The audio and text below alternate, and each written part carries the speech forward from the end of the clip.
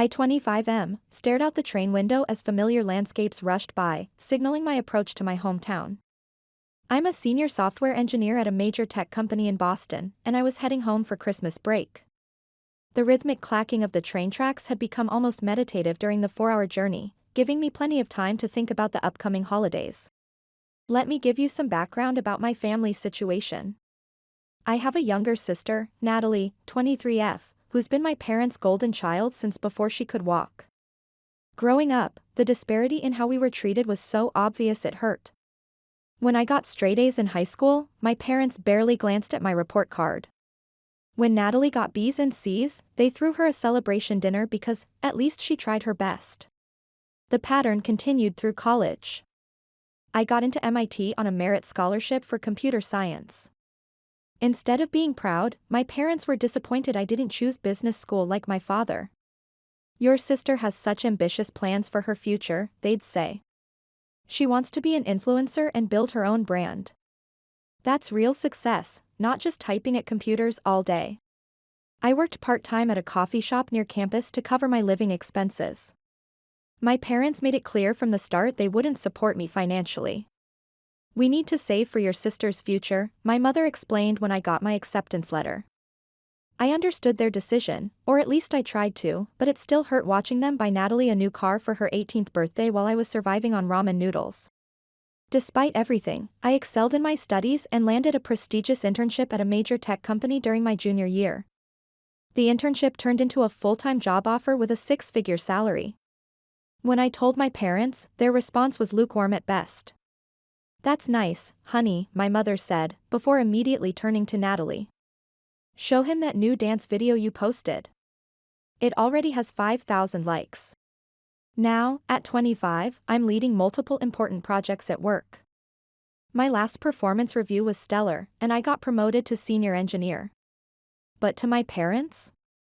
I'm still just the boring child who wastes time with computers, while Natalie chases her dreams of social media stardom. I hadn't been home since summer because I was busy with work, but I decided to make the effort for Christmas this year. That turned out to be a massive mistake. The moment I walked into my childhood home, I knew something was different. The house was decorated more lavishly than usual, with expensive-looking garlands and what appeared to be professional holiday lighting. My parents were practically buzzing with excitement, but not because of my visit, they barely acknowledged me when I arrived. Hi, I'm home, I called out, dragging my suitcase through the front door. In here, my mother's voice came from the dining room. I found them all gathered around the dining table, which was covered with interior design magazines and what looked like contractor estimates. Hi everyone, I said, hovering in the doorway. My father glanced up briefly. Hey, kiddo, then immediately back to his laptop screen. Mom gave me a distracted wave. There's leftovers in the fridge if you're hungry. Natalie barely looked up from her phone. This is a disaster, she moaned, completely ignoring my presence. Brandon was supposed to be back from his business trip by now to help with all this, but his flight from Tokyo got delayed again. I'm sure he'll be back soon, Mom soothed, patting her hand. I stood there awkwardly for another moment before realizing that was all the welcome I was going to get. No hugs, no how have you been, no questions about my life or work or anything. I'll just take my stuff upstairs, I said, though I wasn't sure anyone was listening. My room looked exactly as I'd left it at the end of summer, neat, impersonal, and slightly dusty. Unlike Natalie's room, which Mom kept pristine even though my sister had moved out 3 years ago, mine had the feeling of a guest room that happened to contain some of my old belongings. As I unpacked, I could hear them discussing what I would later learn was Natalie's big surprise. Their voices drifted up through the heating vent, an old quirk of the house that had let me eavesdrop on many conversations over the years. The closing documents are all ready, my father was saying. We just need to finish the paperwork for the loans. She's going to be so excited, my mother gushed. This will really help launch her influencer career to the next level. And the timing is perfect with her engagement to Brandon, my father added. They can start their life together in style. I tried not to let their words bother me as I got ready for Christmas Eve dinner. I put on my best suit, the one I wore to important client meetings. Meanwhile, Natalie emerged in a designer outfit that probably cost more than 3 months of my coffee shop wages from college. The dinner itself was admittedly delicious. Mom had outdone herself with a roast, all the trimmings, and her famous apple pie for dessert. For a little while, as we ate and Dad told his old workplace stories, it almost felt normal. Almost felt like I belonged. Then came the moment that would change everything. "Let's open presents," Mom announced after we finished dessert. Dad went to fetch the gifts from under the tree while Natalie pulled out her smartphone. "I'm recording this for Brandon," she explained, though her gleeful expression suggested other motives. "He wanted to see what he's missing." My stomach nodded as Dad handed out the beautifully wrapped packages. I had nothing to put under the tree except 3 lottery tickets still tucked away in my wallet. I'd been planning to buy proper gifts, had been saving for months, but 2 weeks before Christmas, disaster struck. My laptop, the one I relied on for all my work, finally died after years of loyal service. I'd been nursing it along for months, but this time no amount of troubleshooting could revive it. With deadline-critical projects due and no choice but to replace it immediately, I spent nearly all my saved money on a new one. Left with barely enough for train fare home and about $60 to spare, I made a last-minute decision at the convenience store near the station: 3 lottery tickets, 1 each for Mom, Dad, and Natalie. "You first, Ethan," Dad said, handing me a small, lightweight package wrapped in shiny silver paper. I carefully unwrapped it to find a simple beige mug from the dollar store. The price tag was still partially attached, showing it had been marked down to $1 in a post-Thanksgiving sale. Across the mug, in generic font, were the words, "World's okay, brother." Natalie snickered, still filming. "Now open mine." Her gift was a pen with "Don't work too hard" printed on it, also clearly from the dollar store. I managed another smile. "Thanks, Nat." Then came the moment I'd been dreading. All eyes turned to me. "Do you have anything for us, Ethan?" Mom asked, her tone making it clear she expected something substantial. I swallowed hard and reached for my wallet. "I do, but it's not much. I had to buy a new laptop right before break because my old one died, and it took almost all my savings." Natalie rolled her eyes dramatically, making sure the camera caught her reaction. I cleared my throat and pulled out the small envelope containing the tickets. "These are lottery tickets, 1 for each of you. I know it's not much, but maybe you'll get lucky." My voice sounded small even to my own ears. Dad took the envelope and peered inside with a frown. Mom's smile faltered, then disappeared entirely. "Lottery tickets?" Natalie's voice dripped with contempt as she zoomed in with her phone. "God, what a beggar gift. This is so going on my story later." Mom didn't even look at the tickets, she just handed the envelope to Natalie with a disappointed headshake. "Speaking of gifts," Dad said loudly, clearly eager to move past my pathetic offering, "we have something special for you, Natalie." Mom pulled out a small box wrapped in gold paper with an elaborate bow. Natalie lowered her phone just enough to accept it, then resumed filming as she opened it.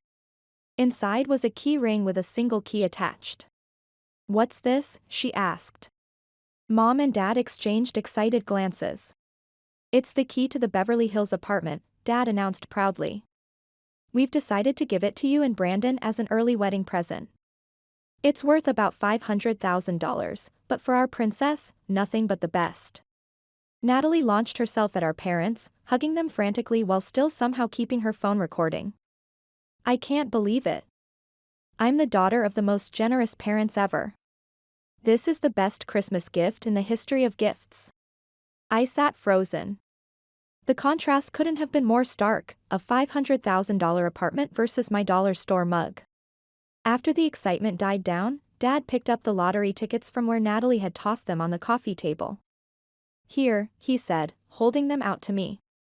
"We don't want these. You might as well keep them." Natalie snorted, still filming everything. "This is gold. I'm definitely posting this later. Brother gives lottery tickets for Christmas, gets owned by parents. It'll be a hit." I took the tickets with trembling hands. Something inside me broke at that moment. I'd spent months working extra shifts to save up for gifts, only to have my emergency expense thrown in my face. I'd been treated like an afterthought since the moment I arrived, and now this humiliation, all captured on Natalie's phone for her social media followers to laugh at. Excuse me, I whispered, rising from my seat. No one protested as I walked upstairs to my room. I didn't cry, I was beyond tears. Instead, I methodically packed my suitcase, gathering every personal item I had in the house. When I came back downstairs with my suitcase, my family was in the living room, still fawning over Natalie's new apartment key. They barely glanced my way as I headed for the door. I'm leaving, I announced. Natalie was typing on her phone, probably already crafting her social media post. She didn't even look up. Don't forget to close the door all the way when you leave, it sticks sometimes. I stared at them, these people who shared my blood but had never really shared my life. Merry Christmas, I said quietly, then turned and walked out. Make sure you slam it. Natalie called after me, her voice brimming with laughter. I walked through the cold December night, pulling my suitcase through patches of snow, until I reached my Aunt Diana's house a few blocks away. Diana is my father's sister and the black sheep of the family according to my parents. She never married, works as an art teacher at the local high school, and lives in a small but cozy house. We'd always gotten along well, though I rarely saw her thanks to my parents' disapproval of her alternative lifestyle. I hesitated on her doorstep before ringing the bell. The door swung open to reveal Aunt Diana in a bright red sweater covered in sequined reindeer. Christmas music and the smell of mulled wine wafted out from behind her. "Ethan," she exclaimed, genuinely happy to see me. Then she noticed my suitcase, and her smile faded to concern. "What's wrong, honey? Can I stay with you for a few days?" I asked, my voice finally breaking. "I can't be at that house anymore." Without hesitation, she pulled me into a warm hug. "Of course you can. Come in out of the cold." That night, as I lay on Diana's comfortable guest room bed, I pulled out my phone and checked the lottery numbers, more out of habit than hope. I still had the 3 tickets my parents had so contemptuously rejected. I entered the numbers from the first ticket. Nothing. Second ticket. Nothing. Third ticket. I typed in the numbers mechanically. The screen flashed, "Congratulations. You are a winner." I blinked, sure I was seeing things, but the message remained, along with an instruction to contact the lottery office immediately. This couldn't be right. I checked the numbers again. Every single one matched. $80 million jackpot. The ticket I'd bought for my father, the one he'd rejected and handed back to me with contempt, was worth $80 million. My first instinct was to scream, to call someone, to celebrate. But then caution kicked in. I'd read enough stories about lottery winners whose lives were ruined by sudden wealth, and I knew exactly what would happen if my family found out. Instead of screaming, I took a deep breath and started researching what to do next. The lottery website had information for winners, including a recommendation to sign the back of the ticket immediately and store it somewhere safe. As I lay there in the quiet of Diana's guest room, my mind began forming a plan. My family had always treated me as less than, always favored Natalie, always dismissed my achievements. Now, finally, I had the means to show them exactly what they'd thrown away. The best part? It was all documented on Natalie's social media, their contempt, their rejection of the tickets, their blatant favoritism. When the time came, everyone would see exactly how they'd treated me. For now, though, I needed to be smart. No rushing, no emotional decisions. I would do this methodically, carefully, and when the time was right, they would learn what it feels like to be on the other side of the equation. Tomorrow, I would start making calls, to lawyers, to financial advisors, to people who could help me handle this windfall properly. But tonight, I just lay there, holding the winning ticket, and for the first time in years, I felt something like peace. They say living well is the best revenge. I was about to test that theory on a whole new level. Am I wrong for planning to use this win to teach them a lesson? The way I see it, they rejected those tickets. They're mine now, fair and square. And I'm going to use this money to show them exactly how it feels to be the ones looking up for a change. Writing this on my new laptop, at least that expense turned out to be worth it, since I needed it to plan my next moves. Funny how things work out sometimes. Update 1, it's been 2 months since Christmas night. I've been staying at Aunt Diana's, focusing on work, and quietly setting things in motion. A lot has happened, and it's time for an update. The morning after Christmas, Natalie's social media raid against me began. She posted the full video of the gift exchange, editing it to add sad violin music during my pathetic lottery ticket moment, as she called it. Her followers flooded the comments with mockery. She's been creating daily content about her broke tech brother, each post more humiliating than the last. I've been busy too, though in a very different way. After research, I connected with a financial advisor specializing in sudden wealth management and a lawyer experienced in lottery claims. Through them, I've set up a blind trust to ensure complete anonymity when claiming the prize. My winning ticket is secure in a bank vault, and every one of Natalie's mocking posts has been professionally archived. Last week brought an interesting group text from my mother. "Since you're the only one with a real job," she wrote, "we expect you to contribute $20,000 to Natalie's wedding. The venue costs $50,000, and family helps family." I didn't respond, which prompted Natalie to go live on social media, tearfully explaining how her selfish brother was trying to ruin her dream wedding. Through public records, I've discovered some fascinating information. My parents took out a second mortgage on their house to afford Natalie's Beverly Hills apartment. They've also maxed out multiple credit cards for wedding deposits. All this while Natalie's influencer career shows signs of trouble, her engagement rates are dropping, and brand deals are falling through. More interesting news came through Aunt Diana. Brandon's family has been expressing serious doubts about the wedding after seeing Natalie's social media behavior.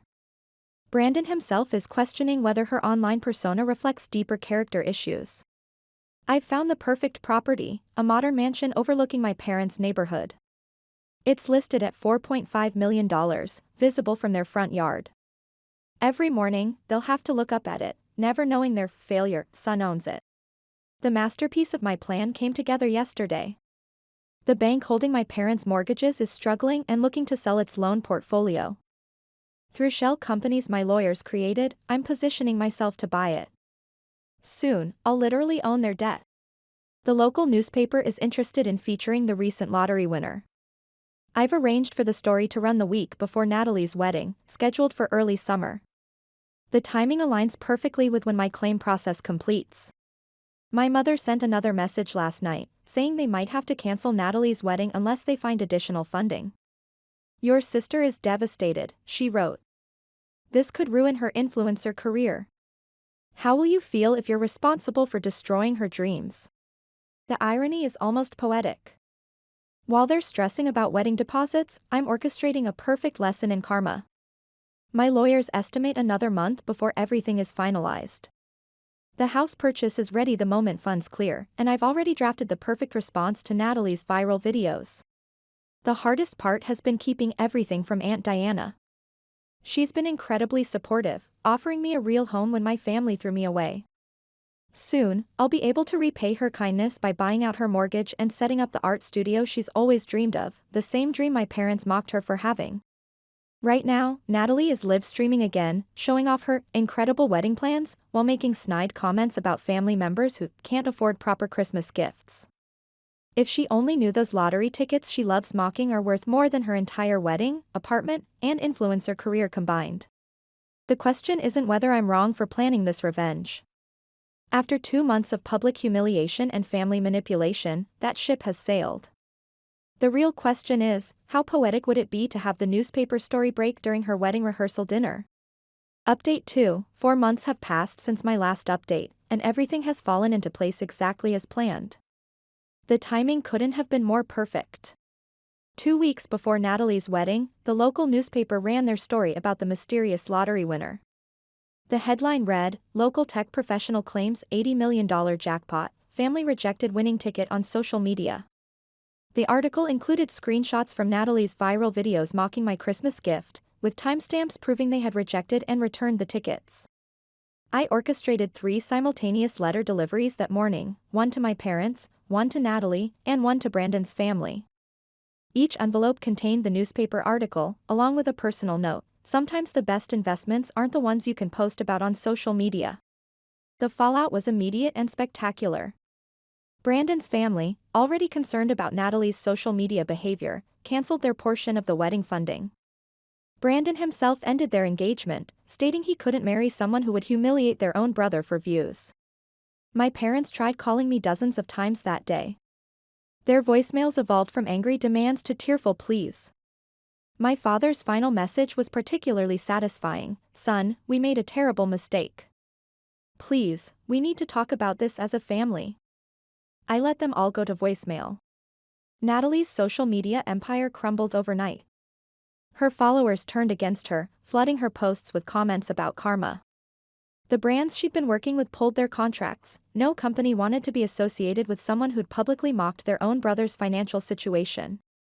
Through my investment group, I now own their mortgages, both for their house and Natalie's apartment.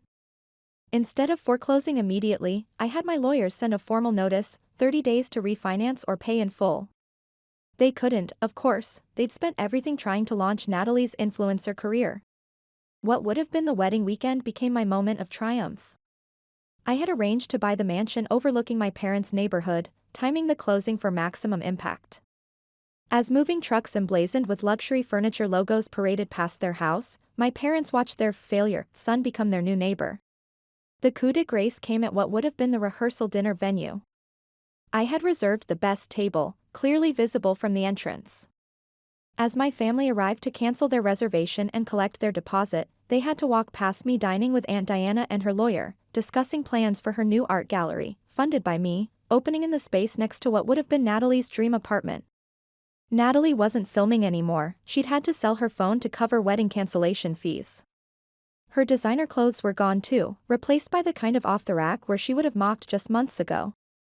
The next day, my investment group sent another notice. Their house would be sold at auction unless they could cover both mortgages. I had my lawyer deliver one final letter to them. Inside was a single lottery ticket, along with a note: "Consider this a reminder, success isn't about who you favor, it's about how you treat people. By the way, this ticket isn't a winner. But unlike last time, you're welcome to keep it. Aunt Diana has moved into my guest house and finally has her dream art studio." The local paper covered her first gallery showing. The article ran right next to the listing for my parents' house auction. Karma has a sense of humor, it seems. My parents are now selling their possessions to afford a small apartment rental. The same father who mocked my boring tech career works night shifts at a warehouse. My mother, who always bragged about Natalie's future success, cleans houses. Natalie moved back in with them, her influencer dreams shattered along with her follower count. Last week, I donated the exact cost of their dollar store Christmas gifts to a scholarship fund for computer science students from low-income families. The announcement appeared on the same community board where Natalie used to advertise her influencer services. Every morning, I drink coffee from my world's best brother a mug, a self-gift, obviously, on my balcony, watching the sun rise over what used to be my childhood home. From up here, you can see everything, including the for sale a sign that will soon become sold at auction. After years of being treated as nothing more than an ATM while they poured everything into Natalie's dreams, it feels like justice. Sometimes karma needs a little help, and thanks to those lottery tickets they so contemptuously rejected, I was in the perfect position to assist.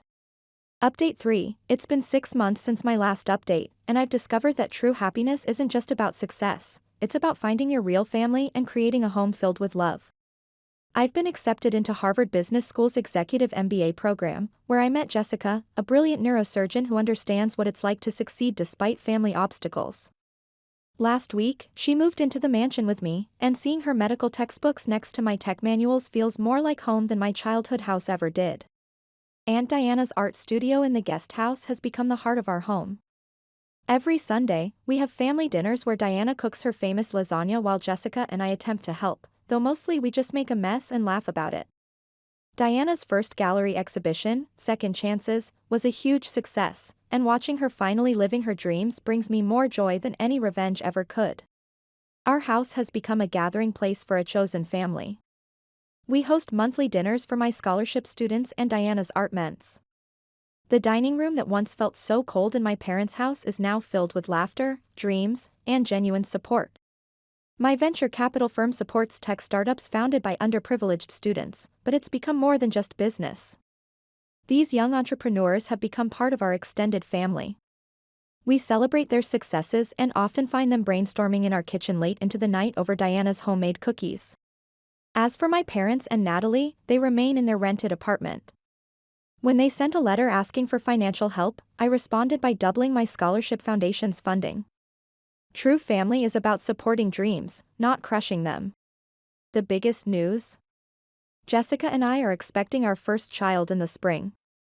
The nursery is already filled with Diana's art, and our tech ments are competing to design the perfect baby monitoring system. Our little one will grow up surrounded by artists and tech nerds, the perfect blend of heart and mind. Life isn't just good, it's beautiful in ways I never expected.